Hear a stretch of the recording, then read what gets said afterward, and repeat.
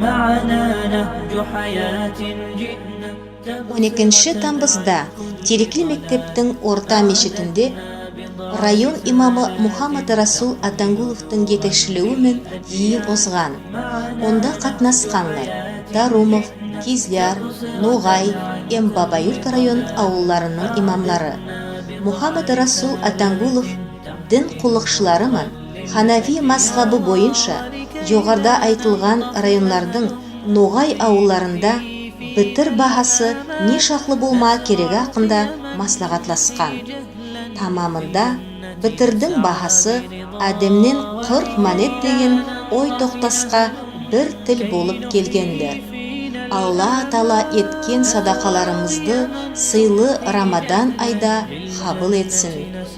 Бәрі үйлердің де берекетін арттырсын.